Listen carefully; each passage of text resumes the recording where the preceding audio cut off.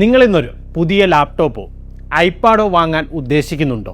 എങ്കിലൊന്ന് നിൽക്കുക. 2026 ജൂൺ 25 ആരും പ്രതീക്ഷിക്കാത്ത ഒരു തീരുമാനമാണ് ആപ്പിൾ എടുത്തത്.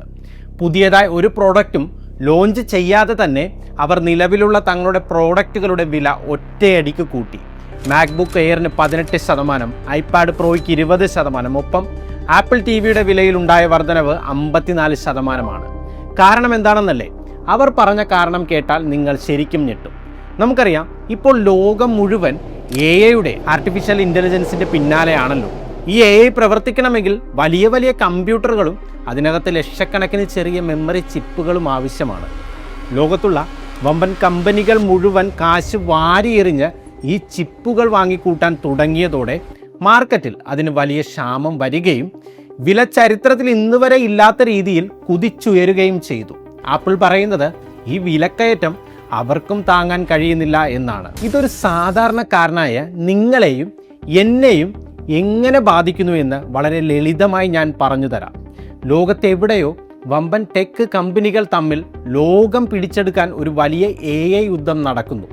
അതിൻ്റെ പേരിൽ നമ്മൾ നാട്ടിലൊരു സാധാരണ ഫോണോ ടിവിയോ വാങ്ങാൻ കടയിൽ പോകുമ്പോൾ നമ്മുടെ പോക്കറ്റിൽ നിന്നും അറിയാതെ കാശ് കൂടുതലായി ചോർന്നു പോവുകയാണ്. അതായത് നമ്മൾ പോലും അറിയാതെ നമ്മളും ഈ വലിയ കളിയുടെ ഭാഗമായി കഴിഞ്ഞു. എന്നാൽ ഇതിനേക്കാളൊക്കെ വലിയൊരു പ്രശ്നമുണ്ട്. ലോകത്തെ വലിയ വലിയ സാമ്പത്തിക വിദഗ്ധർക്കിടയിൽ ഇപ്പോൾ നടക്കുന്ന ഏറ്റവും ചൂടേറിയ ചർച്ച എന്താണെന്നറിയാമോ?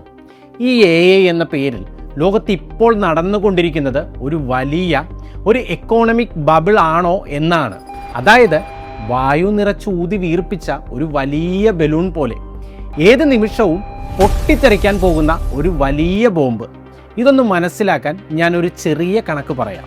2020 ആമസോൺ, ഗൂഗിൾ, മൈക്രോസോഫ്റ്റ് തുടങ്ങിയ വമ്പൻ കമ്പനികൾ തങ്ങളുടെ പുതിയ ആവശ്യങ്ങൾക്കായി മുടക്കിയത് ഏകദേശം $90 ബില്യൺ ആയിരുന്നു. അതായത് ലക്ഷക്കണക്കിന് കോടി രൂപ. 2023 ആയപ്പോൾ അത് $147 ബില്യൺ ആയി.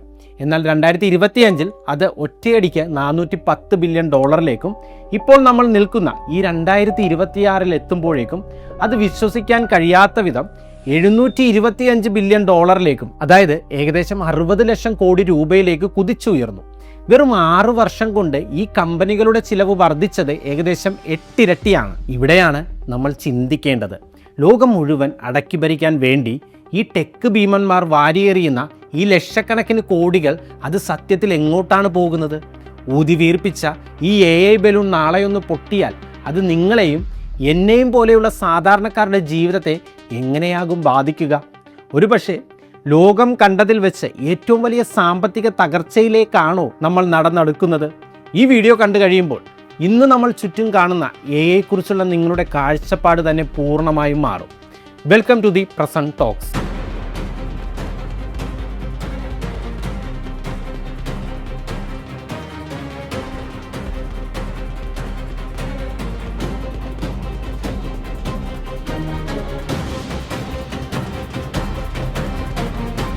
Are right now rising close to the same level in 2000. So what's the end? Is it a bubble that bursts eventually? I think it is.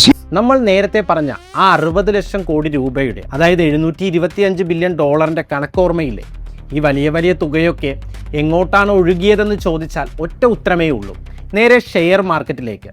ഇതൊന്ന് മനസ്സിലാക്കാൻ AI അഥവാ ആർട്ടിഫിഷ്യൽ ഇൻ്റലിജൻസ് എന്നത് വലിയൊരു തലച്ചോറാണെന്ന് വിചാരിക്കുക. ഈ തലച്ചോറിന് പ്രവർത്തിക്കണമെങ്കിൽ അതിശക്തമായ ഒരു എൻജിൻ വേണം. ഈ എൻജിനുകളെയാണ് നമ്മൾ ചിപ്പുകൾ എന്ന് വിളിക്കുന്നത്. ലോകത്ത് AI ചിപ്പുകൾ ഏറ്റവും കൂടുതൽ ഉണ്ടാക്കുന്ന കമ്പനിയാണ് NVIDIA.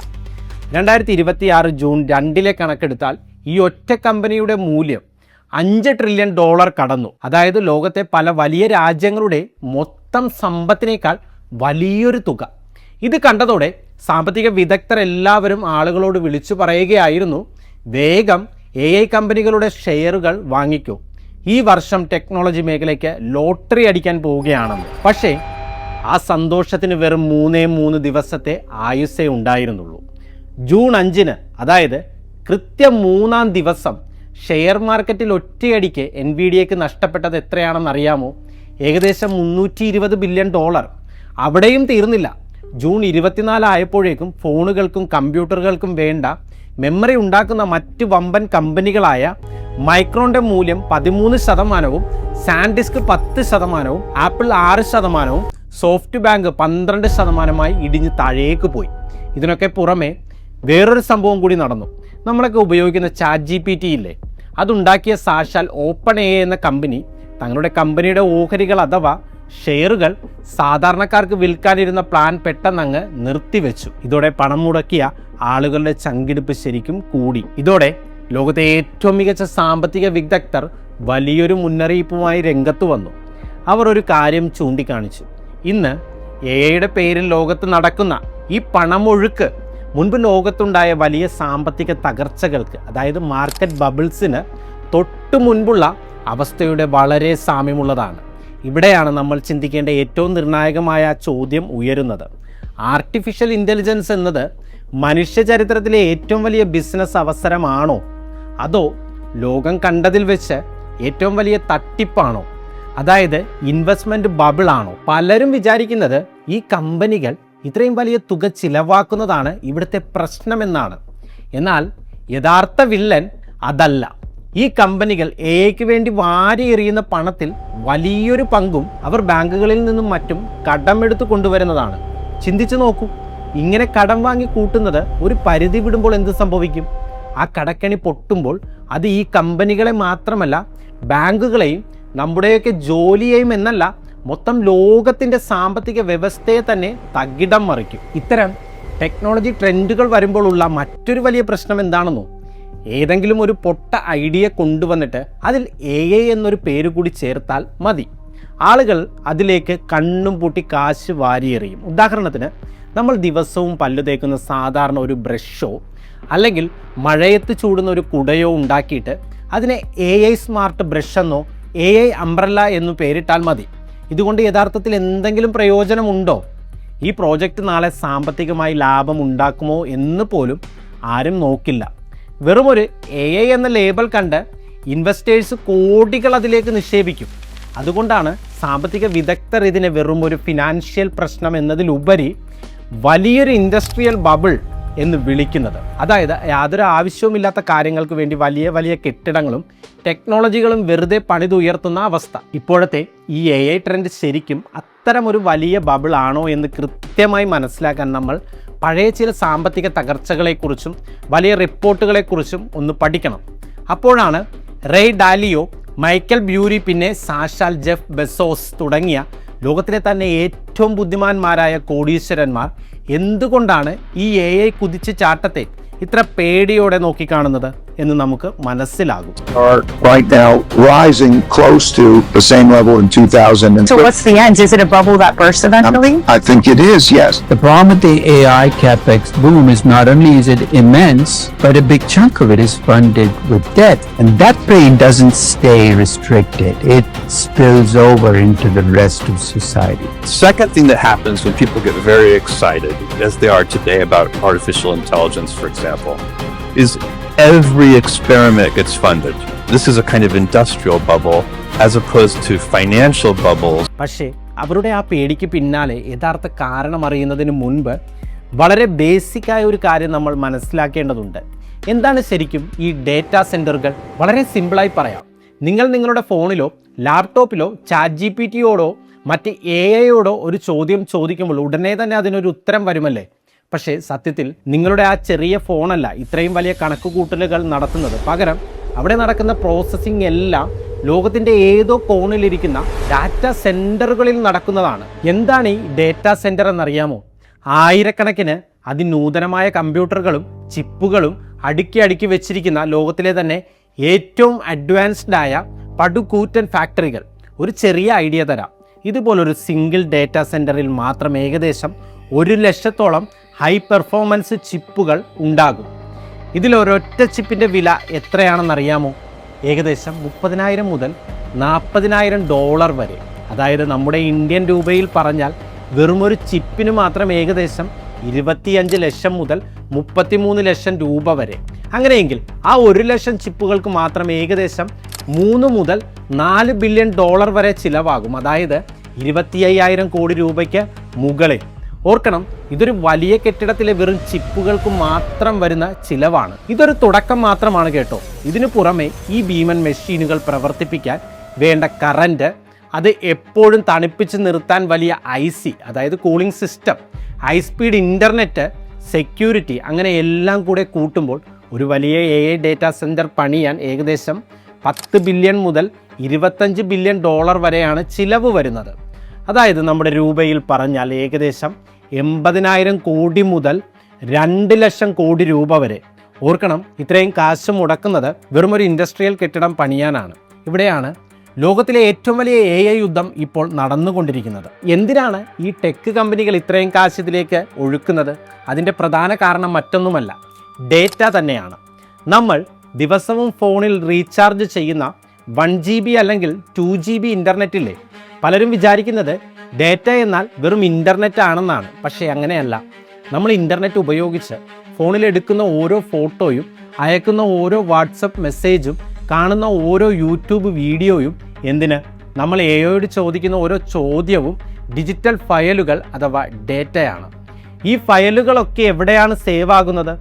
ആകാശത്തല്ല, നമ്മൾ നേരത്തെ പറഞ്ഞ ആ വലിയ ഡേറ്റാ സെൻറ്ററുകളിലെ മെമ്മറി ചിപ്പുകളിലാണ്. ആർട്ടിഫിഷ്യൽ ഇൻ്റലിജൻസിൻ്റെ AIയുടെ പ്രധാന ആഹാരം തന്നെ ഈ ഡേറ്റയാണ്.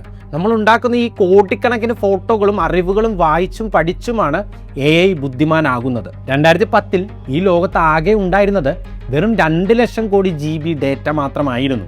എന്നാൽ ഇന്ന് ഈ 2026 എത്തുമ്പോഴേക്കും മനുഷ്യരായി നമ്മൾ ഇൻ്റർനെറ്റ് ഉപയോഗിച്ച് ഉണ്ടാക്കി കൂട്ടിയ ഡേറ്റയുടെ അളവ് 100 ഇരട്ടിയിലധികം വർദ്ധിച്ചു. മനുഷ്യ ചരിത്രത്തിൽ ഇന്നുവരെ ഉണ്ടാക്കിയതിനേക്കാൾ കൂടുതൽ ഡേറ്റയാണ് നമ്മൾ ഇപ്പോൾ വളരെ കുറഞ്ഞ കാലം കൊണ്ട് ഉണ്ടാക്കിക്കൊണ്ടിരിക്കുന്നത്. ഇവിടെയാണ് കാര്യങ്ങളുടെ കിടപ്പ് മാറുന്നത്. നമ്മൾ ഉണ്ടാക്കുന്ന ഡേറ്റ ഇങ്ങനെ കുതിച്ചുയരുമ്പോൾ അതെല്ലാം സൂക്ഷിച്ചു വെക്കണം. അത് വെച്ച് AI പഠിപ്പിക്കാനും സാധാരണ കമ്പ്യൂട്ടറുകൾ പോരാ. അതിന് ലോകത്തിലെ തന്നെ ഏറ്റവും വില കൂടിയ പുതിയ ചിപ്പുകൾ, കൂടുതൽ ഭീമൻ ഡേറ്റാ സെൻറ്ററുകൾ വേണം. ചുരുക്കി പറഞ്ഞാൽ, ലോകത്ത് ഡേറ്റ കൂടുന്നതിനനുസരിച്ച് അത് പ്രോസസ്സ് ചെയ്യാനുള്ള മെഷീനുകൾ വാങ്ങാൻ ടെക് കമ്പനികൾ നിർബന്ധിതരാവുകയാണ്. ഇതുകൊണ്ടാണ് നമ്മൾ നേരത്തെ പറഞ്ഞ ചിലവ് വെറും 6 വർഷം കൊണ്ട് കുതിച്ചുയർന്ന് 725 ബില്യൺ ഡോളറിൽ, അതായത് ഏകദേശം 60 ലക്ഷം കോടി രൂപയിൽ എത്തി നിൽക്കുന്നത്. തീർച്ചയായും AI ലോകത്തെ മാറ്റിമറിച്ചേക്കാം. എന്നാൽ ചരിത്രം നമ്മളെ പഠിപ്പിക്കുന്ന ഒരു വലിയ പാഠമുണ്ട്. ഇതുപോലുള്ള വലിയ വിപ്ലവങ്ങൾ വരുമ്പോൾ ആളുകൾ അമിതമായ പ്രതീക്ഷയോടെ പണം വാരിയെറിയും. അവസാനം അത് വലിയൊരു സാമ്പത്തിക തകർച്ചയിൽ കലാശിക്കുകയും ചെയ്യും. അതുകൊണ്ട് തന്നെ ഈ AI ബൂം മനുഷ്യരാശിയുടെ ഏറ്റവും വലിയ വിജയമാകുമോ അതോ അടുത്ത വലിയ സാമ്പത്തിക തകർച്ചയാകുമോ എന്നത് ഇന്നത്തെ ഏറ്റവും വലിയ ചോദ്യമാണ്. എന്നാൽ ഇതിനൊക്കെ അപ്പുറം സാമ്പത്തിക ലോകത്തെ ഒന്നാകെ ഞെട്ടിച്ച ഒരു കണക്കുണ്ട്. ലോകത്തെ പ്രമുഖ സാമ്പത്തിക പഠന സ്ഥാപനമായ പിംകോയുടെ റിപ്പോർട്ട് കേട്ടാൽ നമ്മൾ ശരിക്കും ഞെട്ടും. ഈ വമ്പൻ ടെക് കമ്പനികൾ അടുത്ത 2 വർഷങ്ങളിൽ തങ്ങളുടെ ബിസിനസ്സിൽ നിന്ന് കിട്ടുന്ന വരുമാനത്തിൻ്റെ 94% ചിലവാക്കാൻ പോകുന്നത് ഈ AIക്ക് വേണ്ടിയാണ്. ആ 94% എന്ന കണക്കിൻ്റെ യഥാർത്ഥ അർത്ഥം എന്താണെന്ന് വളരെ ലളിതമായി ഞാൻ പറഞ്ഞു തരാം. ഈ വമ്പൻ കമ്പനികൾ അവരുടെ ബിസിനസ്സിൽ നിന്ന് ഒരു 100 രൂപ ഉണ്ടാക്കിയാൽ അതിൽ 94 രൂപയും അവർ നേരെ കൊണ്ടുപോയി ഈ AI കെട്ടിപ്പടുക്കാൻ വേണ്ടി മുടക്കുകയാണ്. ബാക്കിയുള്ള വെറും 6 രൂപ കൊണ്ടാണ് അവർ ആയിരക്കണക്കിന് ജീവനക്കാർക്ക് ശമ്പളം കൊടുക്കേണ്ടതും ബാക്കി ബിസിനസ് കാര്യങ്ങൾ നോക്കേണ്ടതും. ഒന്ന് ആലോചിച്ച് നോക്കൂ, ഇത് എത്രത്തോളം ഭീകരമാണെന്നറിയാമോ? വെറും 3 വർഷം മുൻപ്, അതായത് 2023 ഈ കമ്പനികൾ തങ്ങളുടെ വരുമാനത്തിൻ്റെ വെറും 40% മാത്രമായിരുന്നു ഇതിന് ചിലവാക്കിയിരുന്നത്. അതാണ് ഇന്ന് ഒറ്റയടിക്ക് 94% കുതിച്ചുയർന്നു നിൽക്കുന്നത്. ചുരുക്കി പറഞ്ഞാൽ, ലോകത്തെ ഈ വമ്പൻ ടെക് കമ്പനികളെല്ലാം കൂടി വലിയൊരു ചൂതാട്ടം, അതായത് ഗ്യാമ്പിൾ അഥവാ ഒരു ലോട്ടറി എടുക്കുകയാണ്. അവരുടെ കണക്കുകൂട്ടൽ ഇതാണ്: അടുത്ത 5 വർഷത്തിനുള്ളിൽ ലോകത്തെ AIയുടെ ആവശ്യം അത്രത്തോളം കൂടും. അത് നമുക്ക് കിട്ടാൻ പോകുന്ന ലാഭം വെച്ച് നോക്കുമ്പോൾ ഇന്ന് നമ്മൾ മുടക്കുന്ന ഈ കോടികൾ വളരെ ചെറുതായിരിക്കും. ഒറ്റ നോട്ടത്തിൽ ഈ പറയുന്നതിൽ ഒരു കാര്യമുണ്ടെന്ന് നമുക്കും തോന്നും. കാരണം നമ്മൾ നേരത്തെ പറഞ്ഞതുപോലെ ലോകത്തെ ഡേറ്റയുടെ ഉപയോഗം അത്രത്തോളം കൂടുന്നുണ്ടല്ലോ. പക്ഷേ ഇവിടുത്തെ യഥാർത്ഥ പ്രശ്നം അതല്ല. നമ്മൾ ഇത്രയും വലിയ തുക മുടക്കുമ്പോൾ അതിന് തത്തുല്യമായ ലാഭം ഈ AIയിൽ നിന്ന് ഇപ്പോൾ അവർക്ക് തിരിച്ചു കിട്ടുന്നുണ്ടോ? അവിടെയാണ് പണി പാളുന്നത്. എല്ലാവർക്കും വളരെ എളുപ്പത്തിൽ മനസ്സിലാകാൻ ഞാൻ നമ്മുടെ നാട്ടിലെ ഒരു ഉദാഹരണം പറയാം. നിങ്ങൾ ഒരു 100 കോടി രൂപ മുടക്കി നിങ്ങളുടെ നഗരത്തിൽ 5 നിലകളുള്ള വലിയൊരു ഷോപ്പിംഗ് മാൾ പണിയുന്നു എന്ന് വിചാരിക്കുക. ഒരു വർഷം മുഴുവൻ ആ മാൾ പ്രവർത്തിച്ചിട്ട് വാടകയിലൂടെയും കച്ചവടത്തിലൂടെയും നിങ്ങൾക്ക് ആകെ തിരികെ കിട്ടിയ വരുമാനം വെറും 4 കോടി രൂപ മാത്രമാണെങ്കിലോ? ഒന്ന് ആലോചിച്ച് നോക്കൂ. ആ വലിയ മാളിലെ ഒരു വർഷത്തെ സെൻട്രൽ AC-യുടെ കറണ്ട് ബില്ലും അവിടുത്തെ ജീവനക്കാരുടെ ശമ്പളവും കൊടുക്കാൻ പോലും ഈ കിട്ടിയ 4 കോടി രൂപ തികയില്ല. മുടക്കിയ 100 കോടിയുടെ കാര്യം പോയിട്ട് മാളിൻ്റെ ദൈനംദിന ചിലവുകൾ പോലും നടക്കില്ല എന്ന് സാമാന്യ ബോധമുള്ള ഏതൊരു ബിസിനസ്സുകാരനും മനസ്സിലാകും. പോരാത്തതിന് വീണ്ടും കാശ് മുടക്കി അവിടെ രണ്ടാമതൊരു മാൾ കൂടി പണിയാൻ അയാൾ 100 വട്ടം ചിന്തിക്കും, അല്ലേ? കൃത്യം ഇതേ ലോജിക്കാണ് നമ്മൾ ആർട്ടിഫിഷ്യൽ ഇൻ്റലിജൻസിൻ്റെ കാര്യത്തിലും ഉപയോഗിക്കേണ്ടത്. ഈ മാളിൻ്റെ അവസ്ഥ ഒന്ന് മനസ്സിൽ വെച്ചുകൊണ്ട് ഇനി നമുക്ക് യഥാർത്ഥ AI ലോകത്തെ കണക്കുകളിലേക്ക് തിരികെ വരാം. 100 കോടി മുടക്കിയ ഒരു മാളിൻ്റെ അവസ്ഥ ഇതാണെങ്കിൽ ലക്ഷക്കണക്കിന് കോടികൾ AIക്ക് വേണ്ടി വാരിയെറിയുന്ന ഈ ടെക് കമ്പനികൾക്ക് നഷ്ടമില്ലാതെ പിടിച്ചു നിൽക്കാൻ യഥാർത്ഥത്തിൽ എത്രത്തോളം വരുമാനം തിരികെ കിട്ടണം? ഇതേക്കുറിച്ച് ലോകത്തെ പ്രമുഖ ബാങ്കുകൾ അടുത്തിടെ വലിയൊരു പഠനം നടത്തിയിരുന്നു. അവർ പറയുന്നതനുസരിച്ച് മുടക്കിയ കാശിന്മേൽ ചുരുങ്ങിയത് ഒരു 10% ലാഭമെങ്കിലും പ്രതീക്ഷിച്ചാൽ പോലും ഈ കമ്പനികൾക്ക് ഓരോ വർഷവും ചുരുങ്ങിയത് $650 ബില്യൺ, അതായത് ഏകദേശം 54 ലക്ഷം കോടി രൂപയുടെ വരുമാനം ഈ AIയിൽ നിന്ന് മാത്രം ഉണ്ടാക്കേണ്ടതുണ്ട്. ഇനി ഈ വലിയ കണക്കിനെ ഇന്നത്തെ AI ലോകത്തിൻ്റെ യഥാർത്ഥ അവസ്ഥയുമായി നമുക്കൊന്ന് ഒത്തുനോക്കാം. ഇന്ന് മുൻനിരയിലുള്ള എല്ലാ വമ്പൻ AI കമ്പനികളുടെയും വരുമാനം എല്ലാം കൂടി ഒന്നിച്ചു കൂട്ടിയാൽ പോലും ഒരു വർഷം ആകെ വരുന്നത് വെറും $75 ബില്യൺ, അതായത് ഏകദേശം 6 ലക്ഷം കോടി രൂപ മാത്രമാണ്. ഉണ്ടാക്കേണ്ടത് 54 ലക്ഷം കോടി, കിട്ടുന്നത് വെറും 6 ലക്ഷം കോടി. പോരാത്തതിന് ഇതിൽ പല വമ്പൻ കമ്പനികളും ഓരോ വർഷവും ഭീമമായ നഷ്ടത്തിലാണ് ഓടിക്കൊണ്ടിരിക്കുന്നത്. ഈ കണക്കുകൾ എല്ലാവർക്കും മനസ്സിലാവുന്ന രീതിയിൽ ഒന്നുകൂടി വ്യക്തമായി ഞാൻ പറഞ്ഞു തരാം. ഒന്ന്, പ്രതീക്ഷിക്കുന്ന വരുമാനം, എക്സ്പെക്റ്റഡ് റവന്യൂ. ഈ ഭീമമായ നിക്ഷേപങ്ങൾ സാമ്പത്തികമായി നിലനിൽക്കണമെങ്കിൽ കമ്പനികൾക്ക് ഒരു വർഷം വേണ്ടത് $650 ബില്യൺ, 54 ലക്ഷം കോടി രൂപയാണ് യഥാർത്ഥ വരുമാനം, ആക്ച്വൽ റവന്യൂ. എന്നാൽ ഇന്ന് ഈ മുൻനിര കമ്പനികളെല്ലാം കൂടി ആകെ നേടുന്നത് വെറും $75 ബില്യൺ, 6 ലക്ഷം കോടി രൂപ. മൂന്നാമതായി നോക്കുകയാണെങ്കിൽ സാമ്പത്തിക നഷ്ടമാണ്, ഫിനാൻഷ്യൽ ലോസ്. പ്രധാന AI കമ്പനികൾ നിലവിൽ നേരിടുന്ന വാർഷിക നഷ്ടം 10,000 കണക്കിന് കോടി രൂപയാണ്. നാലാമതായി നോക്കുകയാണെങ്കിൽ പുതിയ നിക്ഷേപം, ന്യൂ ഇൻവെസ്റ്റ്മെൻറ്റ്. ഈ വലിയ സാമ്പത്തിക വിടവ് നിലനിൽക്കുമ്പോഴും അടിസ്ഥാന സൗകര്യങ്ങൾക്കായി അവർ ഈ വർഷം പുതിയതായി ഇറക്കാൻ പോകുന്ന തുക $725 ബില്യൺ, 60 ലക്ഷം കോടി രൂപയാണ്. ഇതുവരെ പറഞ്ഞ കണക്കുകളിൽ നിന്ന് കാര്യങ്ങളുടെ കിടപ്പ് ഇപ്പോൾ നിങ്ങൾക്ക് ഏകദേശം മനസ്സിലായി കാണും. അതായത് ഇന്ന് AI ഇൻഡസ്ട്രിയിൽ നിന്ന് കിട്ടുന്ന വരുമാനത്തിന് താങ്ങാൻ കഴിയുന്നതിനേക്കാൾ എത്രയോ ഇരട്ടി പണമാണ് ഈ ടെക് കമ്പനികൾ അതിനുവേണ്ടി ചിലവാക്കിക്കൊണ്ടിരിക്കുന്നത്. സാമ്പത്തിക വിദഗ്ധർ ഇതിനെ വിശേഷിപ്പിക്കുന്നത് തന്നെ AI ലോകം നേരിടുന്ന ലക്ഷക്കണക്കിന് കോടികളുടെ ചോദ്യമെന്നാണ്. ഇതൊക്കെ കേൾക്കുമ്പോൾ AI അനുകൂലിക്കുന്നവർ പറയുന്ന ഒരു ന്യായമുണ്ട്. അതായത് നാളെ ലോകത്തെ മുഴുവൻ വലിയ ബിസിനസ് സ്ഥാപനങ്ങളും തങ്ങളുടെ ആവശ്യങ്ങൾക്കായി AI ഉപയോഗിക്കാൻ തുടങ്ങുകയും അതിനായി കോടിക്കണക്കിന് രൂപ അവർ ഇങ്ങോട്ട് നൽകുകയും ചെയ്യുമ്പോൾ ഈ പ്രശ്നം താനെ മാറിക്കോളുമെന്ന് കേൾക്കുമ്പോൾ വളരെ സിമ്പിളായി തോന്നാം, അല്ലേ? പക്ഷേ സത്യം അതല്ല. ഏറ്റവും പുതിയ റിപ്പോർട്ടുകൾ പ്രകാരം നമ്മൾ ഈ പ്രതീക്ഷിച്ചതുപോലെ അത്ര സ്മൂത്തല്ല കാര്യങ്ങൾ. ലോകത്ത് വളരെ ചുരുക്കം ചില കമ്പനികൾക്ക് മാത്രമാണ് AI ഉപയോഗിച്ചതുകൊണ്ട് സാമ്പത്തികമായി എന്തെങ്കിലും ലാഭം ഉണ്ടാക്കാൻ കഴിഞ്ഞിട്ടുള്ളത്. ഇതിൻ്റെ ഏറ്റവും വലിയ ഉദാഹരണമാണ് ലോകത്തെ IT മേഖലയിൽ അടുത്തിടെ ഉണ്ടായ AI റാപ്പർ കമ്പനികളുടെ തകർച്ച. പ്രമുഖ ഇൻവെസ്റ്റ്മെൻറ്റ് സ്ഥാപനമായ സിക്കോയ ക്യാപിറ്റലിൻ്റെ റിപ്പോർട്ടുകൾ വരെ ഈ പ്രതിസന്ധിയെക്കുറിച്ച് വ്യക്തമായി പറയുന്നുണ്ട്. എന്താണ് സംഭവിച്ചതെന്ന് അറിയാമോ? നമ്മുടെ ഇന്ത്യയിലും കേരളത്തിലുമൊക്കെയുള്ള പല IT കമ്പനികളും സ്വന്തമായ ആപ്പുകളും സോഫ്റ്റ്വെയറുകളും ഉണ്ടാക്കി. എന്നിട്ട് അതിനുള്ളിൽ ഉപഭോക്താക്കൾക്ക് ഉത്തരം നൽകാൻ വേണ്ടി OpenAI പോലുള്ള വിദേശ കമ്പനികളുടെ വില കൂടിയ AI മോഡലുകൾ അവർ വാടകയ്ക്കെടുത്തു. ആദ്യമൊക്കെ വലിയ ആവേശമായിരുന്നു. പക്ഷെ കുറച്ച് മാസങ്ങൾ കഴിഞ്ഞപ്പോൾ ഈ കമ്പനികൾക്ക് ഒരു കാര്യം മനസ്സിലായി. തങ്ങളുടെ ആപ്പിലൂടെ കസ്റ്റമേഴ്സ് ഓരോ ചോദ്യം ചോദിക്കുമ്പോഴും അതിന് ഉത്തരം നൽകുന്നതിന് വേണ്ടി ഈ വമ്പൻ AI കമ്പനികൾക്ക് അവർ ഡോളറുകൾ ഫീസായി കൊടുക്കേണ്ടി വരികയാണ്. മാസാവസാനം കണക്കെടുത്തപ്പോൾ തങ്ങളുടെ സ്വന്തം ജീവനക്കാർക്ക് കൊടുക്കുന്ന ശമ്പളത്തേക്കാൾ വലിയ തുകയാണ് ഈ AI മോഡലുകൾക്ക് വാടകയായി API കോസ്റ്റായി പോയിക്കൊണ്ടിരിക്കുന്നത്. തങ്ങൾ ഉണ്ടാക്കുന്ന ലാഭത്തിൻ്റെ വലിയ ഭാഗവും ഈ വലിയ AI കമ്പനികൾ കൊണ്ടുപോകാൻ തുടങ്ങിയതോടെ ലോകമെമ്പാടുമുള്ള ആയിരക്കണക്കിന് ചെറിയ AI സ്റ്റാർട്ടപ്പുകൾക്ക് പൂട്ടിപ്പോകേണ്ടി വന്നു. ഈ ഭീമമായ ചിലവ് താങ്ങാൻ കഴിയാതെ വന്നതോടെയാണ് ഇപ്പോൾ ഇന്ത്യയിലെ അടക്കം പല IT കമ്പനികളും ഈ വില കൂടിയ AI മോഡലുകൾ ഉപയോഗിച്ച് തികച്ചും സൗജന്യമായ മറ്റ് ഓപ്പൺ സോഴ്സ് മോഡലുകളിലേക്ക് മാറാൻ നിർബന്ധിതരായത്. നമ്മുടെ നാട്ടിലെ ചെറിയ കമ്പനികളുടെ അവസ്ഥ ഇതാണെങ്കിൽ കോടികൾ മുടക്കുന്ന ലോകത്തെ വമ്പൻ കമ്പനികളുടെ അവസ്ഥ എന്തായിരിക്കുമെന്ന് ഒന്ന് ആലോചിച്ച് നോക്കൂ. മുടക്കുന്ന തുകയ്ക്കനുസരിച്ചുള്ള യാതൊരു ലാഭവും അവർക്ക് കിട്ടുന്നില്ല. പല വലിയ കമ്പനികളുടെയും തലവന്മാർ തന്നെ ഇപ്പോൾ സമ്മതിക്കുന്ന ഒരു കാര്യമുണ്ട്. AI കാരണം തങ്ങൾക്ക് യഥാർത്ഥത്തിൽ എത്ര രൂപയുടെ ലാഭം ഉണ്ടായി എന്ന് കൃത്യമായി അളക്കാൻ പോലും ഇപ്പോൾ അവർക്ക് കഴിയുന്നില്ല എന്ന്. ഈ വലിയ സാമ്പത്തിക കളികളുടെയൊക്കെ യഥാർത്ഥ ഇര ആരാണെന്നറിയാമോ? നിങ്ങളും ഞാനും അടങ്ങുന്ന സാധാരണക്കാർ. വീഡിയോയുടെ തുടക്കത്തിൽ നമ്മൾ പറഞ്ഞ ആ വലിയ രഹസ്യമില്ലേ, ആപ്പിൾ പ്രോഡക്റ്റുകളുടെ വിലയൊക്കെ ഒറ്റയടിക്ക് കുതിച്ചുയരുന്നത്?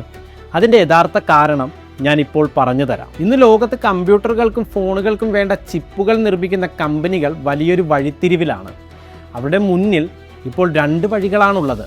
ഒന്നുകിൽ നമ്മൾ ഉപയോഗിക്കുന്ന സാധാരണ ഫോണുകൾക്കും ലാപ്ടോപ്പുകൾക്കും വേണ്ട ചിപ്പുകൾ ഉണ്ടാക്കാം, അല്ലെങ്കിൽ നമ്മൾ നേരത്തെ പറഞ്ഞ ആ ഭീമൻ AI ഡേറ്റാ സെൻറ്ററുകൾക്ക് വേണ്ടിയുള്ള അഡ്വാൻസ്ഡ് ചിപ്പുകൾ ഉണ്ടാക്കാം. ബിസിനസ്സിൽ പണം എപ്പോഴും ഒഴുകുക ഏറ്റവും കൂടുതൽ ലാഭമുള്ള ഇടത്തേക്കാണല്ലോ.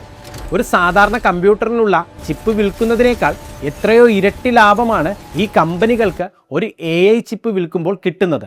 ലാഭം മാത്രം മുന്നിൽ കണ്ടതോടെ ലോകത്തെ ഏറ്റവും വലിയ ചിപ്പ് നിർമ്മാതാക്കളെല്ലാം തന്നെ തങ്ങളുടെ ഉൽപ്പാദനം മുഴുവൻ AI ഇൻഡസ്ട്രിക്ക് വേണ്ടി മാത്രമായി തിരിച്ചുവിട്ടു. ഇതിൻ്റെ ഫലമായി എന്തുണ്ടായി എന്നറിയാമോ? മാർക്കറ്റിൽ നമ്മുടെ സാധാരണ ഫോണുകൾക്കും ലാപ്ടോപ്പുകൾക്കും വേണ്ട ചിപ്പുകൾക്ക് വലിയ ക്ഷാമം നേരിട്ടു. അവയുടെ വില ചരിത്രത്തിൽ ഇന്നുവരെ ഇല്ലാത്ത രീതിയിൽ കുതിച്ചുയർന്നു. ആപ്പിളിനെ പോലുള്ള ലോകത്തെ ഏറ്റവും വലിയ കമ്പനികൾക്ക് പോലും ഈ വിലക്കയറ്റം താങ്ങാൻ കഴിയാതെ വന്നതോടെയാണ് അവർ ആ നിർമ്മാണ ചിലവിൻ്റെ ഭാരം മുഴുവൻ സാധാരണക്കാരായ നമ്മുടെ തലയിലേക്ക് വെച്ച് തന്നത്.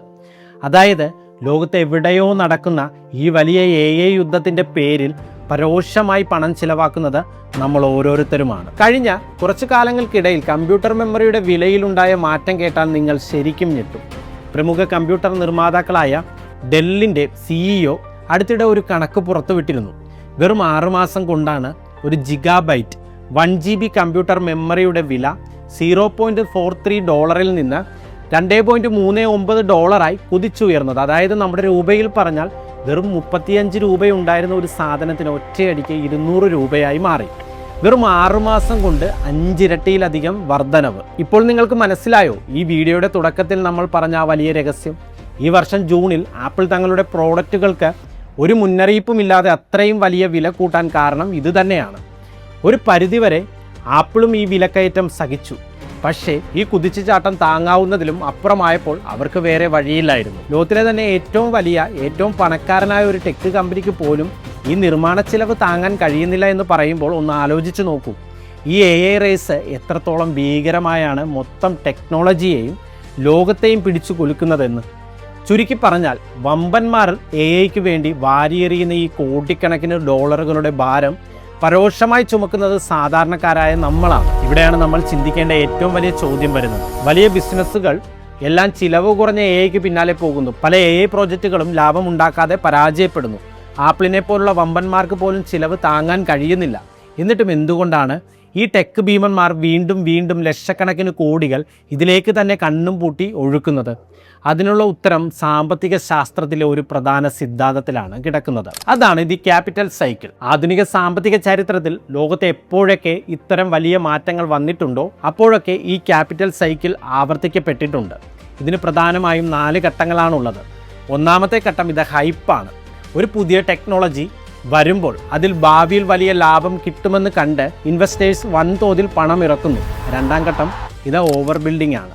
ഈ പണം ഉപയോഗിച്ച് കമ്പനികൾ മത്സരിച്ച് മാർക്കറ്റിൽ ശരിക്കും ആവശ്യമുള്ളതിനേക്കാൾ എത്രയോ ഇരട്ടി പ്രോഡക്റ്റുകളും ഇൻഫ്രാസ്ട്രക്ചറും മുൻകൂട്ടി ഉണ്ടാക്കി വെക്കുന്നു.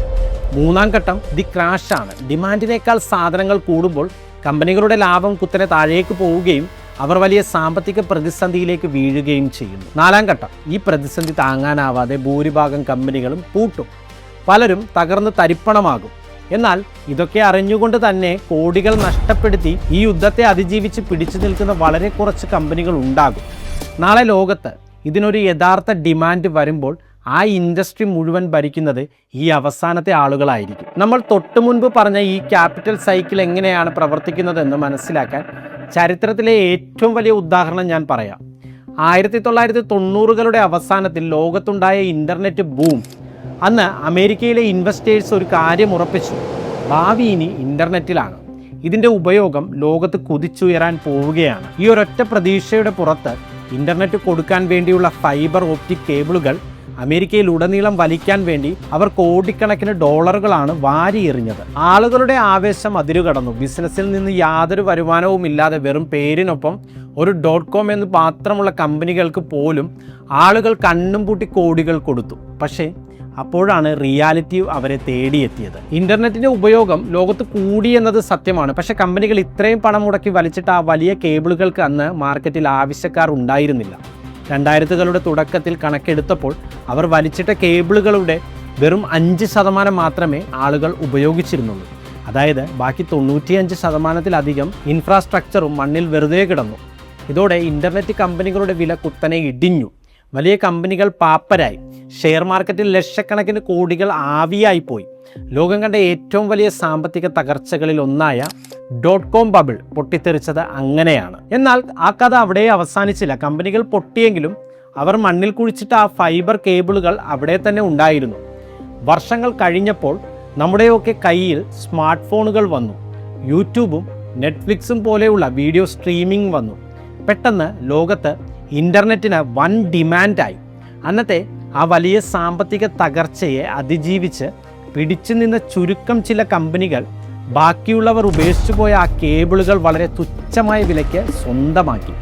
ഇന്ന് നമ്മൾ കാണുന്ന ഈ ആധുനിക ഇൻ്റർനെറ്റ് ലോകം അവർ കെട്ടിപ്പടുത്തത് ആ പഴയ കേബിളുകൾക്ക് മുകളിലാണ്. ചരിത്രത്തിലെ ഈ സംഭവം നമ്മളെ പഠിപ്പിക്കുന്ന ഒരു വലിയ പാഠമുണ്ട്. ഒരു സാങ്കേതിക വിദ്യ യഥാർത്ഥമാണെങ്കിലും അതിന് ചുറ്റും ഒരു സാമ്പത്തിക കുമിള രൂപപ്പെടാം, അതായത് ബബിൾ രൂപപ്പെടാം. ഇൻ്റർനെറ്റ് ലോകത്തെ മാറ്റിമറിച്ചു എന്നത് സത്യമാണ്. പക്ഷേ അതുകൊണ്ട് ആ ഇൻ്റർനെറ്റ് ബബിൾ പൊട്ടാതിരുന്നില്ല. ടെക്നോളജി വിജയിച്ചു. പക്ഷേ കമ്പനികൾ അമിതമായി പണം ഇറക്കിയതാണ് അന്ന് പ്രശ്നമായത്. ഇന്ന് AI നമ്മൾ കാണുന്നതും ചരിത്രത്തിൻ്റെ അതേ ആവർത്തനം തന്നെ ആകാം. ഇന്ന് ലോകത്തെ AI ഇൻഫ്രാസ്ട്രക്ചറിന് വേണ്ടി ഓരോ വർഷവും ലക്ഷക്കണക്കിന് കോടികളാണ് ചിലവാക്കുന്നത്. കമ്പനികൾ പണിയുന്ന ഈ ഭീമൻ ഡേറ്റാ സെൻറ്ററുകൾ നമ്മൾ എത്രത്തോളം ഉപയോഗിക്കുമെന്നോ എന്നിതിനൊരു യഥാർത്ഥ ഡിമാൻഡ് വരുമെന്നോ ആർക്കും ഉറപ്പില്ല. അങ്ങനെയെങ്കിൽ ആർട്ടിഫിഷ്യൽ ഇൻ്റലിജൻസ് എന്നത് 100% പൊട്ടാൻ പോകുന്ന ഒരു തട്ടിപ്പാണോ? അങ്ങനെ അങ്ങ് ഉറപ്പിച്ച് പറയാനും കഴിയില്ല. കാരണം ഇന്നത്തെ AI കമ്പനികളും പഴയ ഇൻ്റർനെറ്റ് കമ്പനികളും തമ്മിൽ വലിയ വ്യത്യാസങ്ങളുണ്ട്. അന്ന് തകർന്ന കമ്പനികൾക്കൊന്നും വരുമാനമില്ലായിരുന്നു. എന്നാൽ ഇന്നത്തെ മൈക്രോസോഫ്റ്റ്, ആമസോൺ, ഗൂഗിൾ തുടങ്ങിയ വമ്പന്മാർ ഓരോ വർഷവും കോടികളുടെ ലാഭമുണ്ടാക്കുന്ന യഥാർത്ഥ ബിസിനസ്സുകളാണ്. അതുകൊണ്ട് തന്നെ AI എന്നത് വെറും ഒരു തട്ടിപ്പാണെന്നോ അല്ലെങ്കിൽ ഇതൊരു ഗ്യാരണ്ടീഡ് സക്സസ് ആണ് എന്നോ ആരെങ്കിലും പറഞ്ഞാൽ അവർ വളരെ സങ്കീർണമായ ഒരു വിഷയത്തെ വെറുതെ ലളിതമാക്കാൻ ശ്രമിക്കുകയാണ്. സത്യം കിടക്കുന്നത് ഇതിന് രണ്ടിനും ഇടയിലാണ്. AI ലോകത്തെ മാറ്റിമറിക്കുമോ എന്നതിൽ ഇന്ന് ഒരു തർക്കവുമില്ല. അത് ഉറപ്പായി മാറ്റും. പക്ഷേ ഇന്നത്തെ ഈ കോടികളുടെ ഇൻവെസ്റ്റ്മെൻറ്റ് നാളത്തെ സാമ്പത്തിക ലാഭമായി മാറുമോ എന്നതാണ് ചോദ്യം. കമ്പനികൾ പണം മുടക്കുന്നത് ഇങ്ങനെ അതിരു കടന്നാൽ പ്രധാനമായും 3 കാര്യങ്ങളാണ് ഇനി സംഭവിക്കാൻ പോകുന്നത്. ഒന്നാമത്തത്, ഈ ബബിൾ പൊട്ടിത്തെറിക്കാം. അതോടെ ലോകത്തെ ടെക്നോളജി വളർച്ച പെട്ടെന്ന് കുറയും. ഇത് IT മേഖലയിൽ ആശ്രയിക്കുന്ന ലോകത്തെ കോടിക്കണക്കിന് ആളുകളുടെ ജോലിയെയും ജീവിതത്തെയും നേരിട്ട് ബാധിക്കും.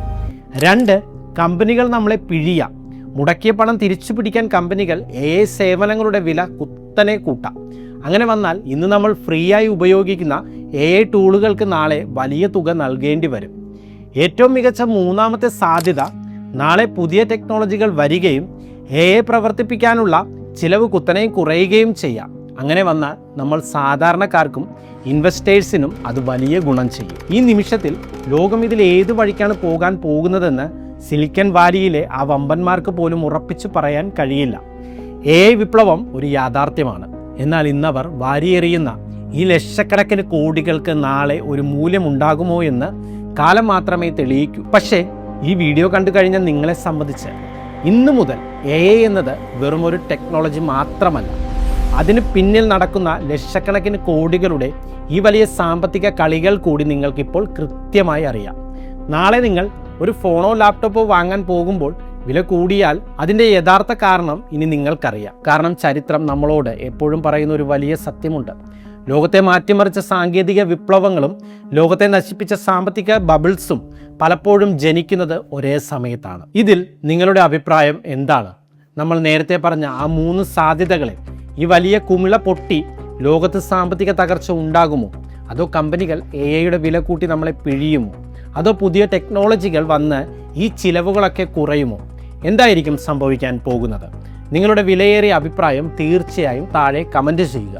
ഈ വീഡിയോ നിങ്ങൾക്ക് പുതിയൊരു അറിവ് നൽകിയെങ്കിൽ, നിങ്ങൾക്ക് ഈ പ്രസൻറ്റേഷൻ ഇഷ്ടപ്പെട്ടെങ്കിൽ തീർച്ചയായും നമ്മുടെ ചാനൽ സബ്സ്ക്രൈബ് ചെയ്ത് കൂടെ നിൽക്കുക.